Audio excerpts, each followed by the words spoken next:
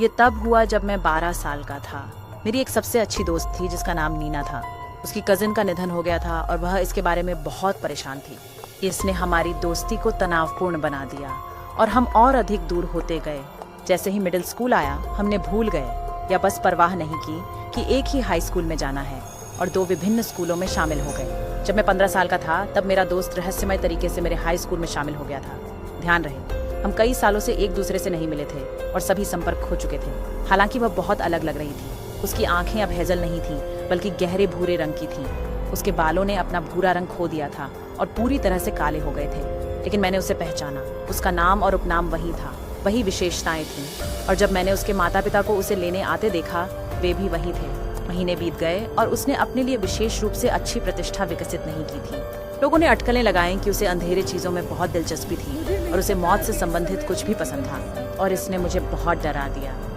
एक रात मैंने सपना देखा कि मैं एक ताबूत में जागा जिसके बगल में एक अज्ञात लड़की थी। शरीर बस चट्टान था, लेकिन पंखियां और अज्ञात कीड़े अंदर और बाहर रेंग रहे थे। आंखों के सॉकेट मैं घबराहट में उठा, पसीने से तरबतर, और सो नहीं सका। दिन में बाद में मैंने अपने दोस्तों को उस बुरे सपने के बारे में बताया और वे सभी मेरे साथ डर गए।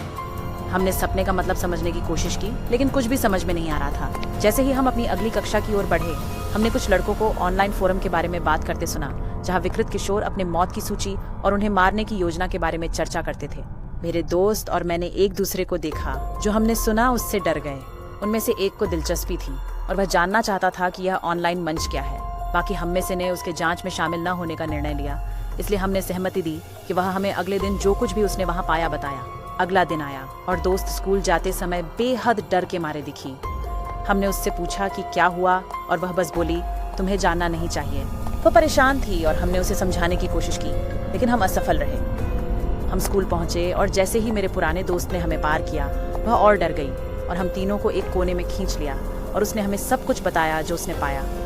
लड़कों ने फॉर्म के बारे में झूठ नहीं बोला। ये भ्रमित बच्चों से भरा हुआ है जिन्होंने अपने भाई बहनों को झड़ दिया है या अपने माता पिता को चाकू मारा है। सभी जांचकर्ताओं को मासूम दिखते हैं। यह उन्हें कभी पकड़ा नहीं गया। फिर उसने मेरी ओर देखा। आपको याद है कुछ रातों पहले का सपना? मैं उलझन में सिर हिलाया। हाँ, क्या हुआ? उसने मेरी आंखों में सीधे देखा। मुझे एक कहानी मिली जो बिल्कुल आपकी तरह थी। लेखक के अनुसार उन्होंने अपने चचेरे भाई और उसके सबसे अच्छे दोस्त की हत्या कर दी। दोनों को एक झोपड़ी में छिपा दिया। उन्होंने झोपड़ी में एक बड़ा लकड़ी का डिब्बा खोजा और दोनों शवों को अंदर डाल दिया। लेकिन बात यह है कि उसकी कजिन मरी नहीं थी, उसे जिंदा दफना दिया गया था।